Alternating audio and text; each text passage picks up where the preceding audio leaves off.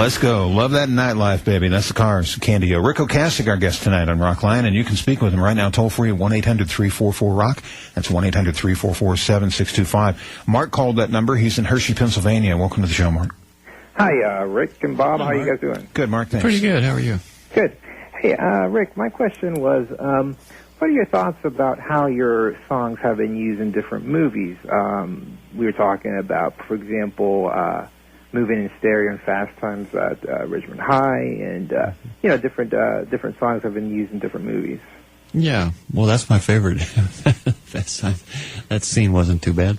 I always like it when songs can be in a movie. I mean, it's nice. It adds, something to the movie. I always liked it when people asked if they could use songs in movies. I would even embark on maybe scoring a movie at some point. But so that's a neat way to go. I like it when songs are in movies. It sort of depicts a time, and it kind of adds a little ambiance to that. Songs complete movies, just plain and simple. They're married, they go down the aisle together, they're hand in hand, all of that stuff. And that was a great moment in Fast Times at Ridgemont High. Yeah. Cameron Crowe's done some great films over the years, and that certainly ranks right up there toward the top. You can shaking it up with Ric Ocasek tonight on Rockline and Bob Coburn. You can speak to Rick toll-free at 1-800-344-ROCK. And our next caller is in Newark, Ohio. And Bill, welcome to Rockline. Yes, good evening. How you doing? I'm doing good, thank you. Good, that's good. I have a question for Rick. Mm-hmm. But first I'd like to congratulate him on his career. I'm not a real big Cars fan. I do like the music. I'm sort of a wannabe musician myself, and I really admire what he's done. Rick, I'd like to know, who's the guest musicians there on your new album? Well, on the new album, I have, Greg Hawkes, who was a member of the Cars. He played on 2 songs, I believe. I had a friend of mine from a band called Brand Van 3000, a Canadian band, who played drums on 2 songs. Rob Johannes. And Daryl Jennifer played bass on the last song on the record. He's a bass player from the Bad Brains. I brought them in for variety. Just to shake it up a little bit. You got to do that sometimes. Mm-hmm. Do you maintain relationships with some or many, as the case may be, of the bands that you produced? Oh, yeah, I think I do. Yeah, I certainly do. We trade letters, books, music, certainly. Some more than others. Depends on, just depends. I don't know on what, but it depends on something. Depends on, whether they're sort of close or far or on tour or not, or taking a break or doing a new record, or, but there's always contact.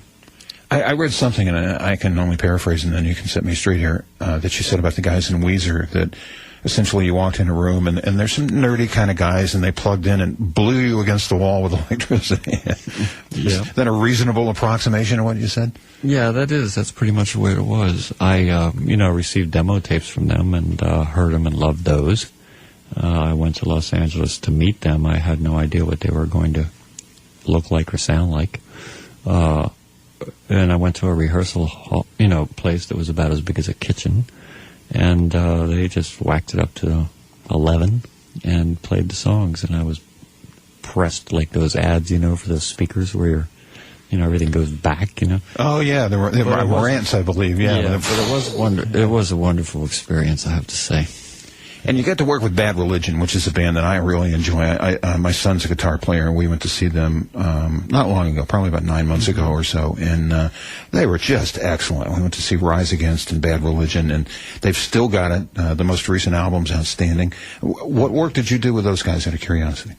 I did an album with them called The Gray Race. The Gray Race album. That's the one I did, and we had a great time doing that record. We did that in New York, too, at Electric Lady. They were extremely tight, obviously, because they are. And they're a little political, too. Yeah, But, they're a little political, you might say. Singing-wise, it was phenomenal. Greg was, phenomenal. He's also outstanding live. He's really captivating. You can't take your eyes off of him. Bill, thanks for joining us tonight. New York City, Electric Lady. Joe's in New York City. Now you're on Rockline. Hey, Joe. Hey, how you doing? Rick, I'm a big fan of your pop music. I just wanted to ask you a question. I want to know, could you describe the Boston music scene sort of in the mid-'70s when the Cars were forming? We know David Robinson, I guess, was with the Modern Lovers. Did you all know each other from that scene? Were you all friends at some point? Did you all play in bands together? How did it all form? We did, like any, city that you live in, if you play music, you kind of know all the other bands that are playing music in your city. It was an inspirational time in this, 77, 76, 70, all those late 70s and early 80s. There seemed to be a huge cropping of new bands. There was places to play. It was a college town. There was a lot of... And for some reason, radio was pretty, sort of open to letting people just even mail in tapes. And they'll play them if they like it, that kind of thing. It was fun in Boston at that time. And it seemed like you really didn't need to go anywhere else. You could sort of, there was Berklee School of Music. I did know everybody that was into Cars, prior to the Cars. David was the last member to join. He was in a band he wasn't the Modern Lovers, but he was in a band called DMZ at that point. And he was the last member to join, and that's when we actually changed the name to the Cars, because that's the name David thought of. So, that was the finale of that. But yeah, we knew each other. Everybody knew each other. Are you plugged into the newer stuff? And the reason I ask you that is because there's a whole new Boston slash Massachusetts thing that's happening right now with Stained and Godsmack and Shadows Fall and Killswitch Engage and a much heavier sound. Are you plugged into the modern stuff, or are you still a classic fan? No, I'm actually, because I produce so many indie bands, I'm pretty into things like, Devendra Banhart and, Hong Kong, and really sort of little baby bands. To me, that's where the future of music really is. Tell us about your song from Nexterday, Heard About You. We're about to play that. It's probably the most electronic one on there. You know me. I don't really have stories for songs, and if I did, I wouldn't tell them anyway, because I feel like people need to decipher out of a song what they want to decipher. But I really like the arrangement of it and the kind of keyboard break and that kind of stuff.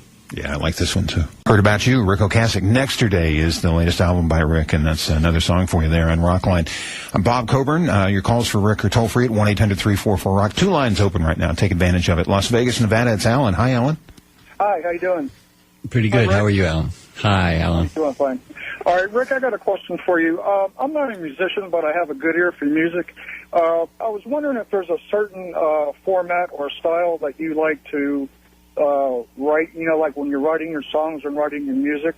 Is there a certain instruments that you like to use a lot in your songs? Is there a certain way that you want your songs to sound like? Example, like when you play some of the older songs from the Cars, the certain rhythm, the certain beat, the certain instruments, you can tell, who the artists are, or who the artist is. I was just wondering if there's a certain way that you like to write your songs, just in general. The process I usually do, I usually write on guitar because it's my main instrument. Sometimes I write on keyboards. I usually write songs at first just with a sort of a little mono cassette player so that I get a song first.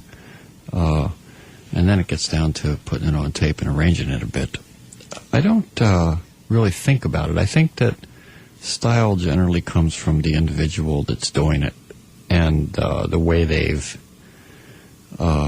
decided to put things in place and the way they've decided to, make a song sound. I don't know that it's anything you could, unless you were trying to copy, someone else's song. I think if you're writing your own songs, then basically that's just the way you are. That's the way you think things should be, and it just sort of comes out that way. So I don't really, to recap, I don't think about, this one's going to be I have to write a pop song, and then I'm going to write, one of these other kinds of songs. They just all come out in a great big sort of blur. and then I just kind of select the ones that I like. I can see what Alan's saying, because each individual will have a range. We all have a range in our lives of what we do, what we are capable of, what we sound like on down the line. Do you ever try to step out of that? I don't want to do this, so I'm going to write something on a different instrument to try to sound. I think I do, but I don't know if I do. I've said this in some interviews where I think maybe I write 6 different songs.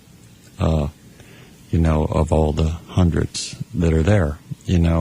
I think you think as an artist that you're making a drastic change. Sometimes when you're writing a song, you might think, oh, this is really different from me, But then years later, it's the same. Funny how that works. That would be the range that I spoke of there. We'll take another from South Bend, Indiana this time. Joe, you're in Rockline with Ric Ocasek. Hey, hi, Rick. How you doing, Joe? In this day and age, with such a beautiful wife and marriage, how do you keep it together? With everything. Being popular and with everything that you have going on, it's got to be tough for you. Yeah, it could be tough. I think, my marriage now is a great one.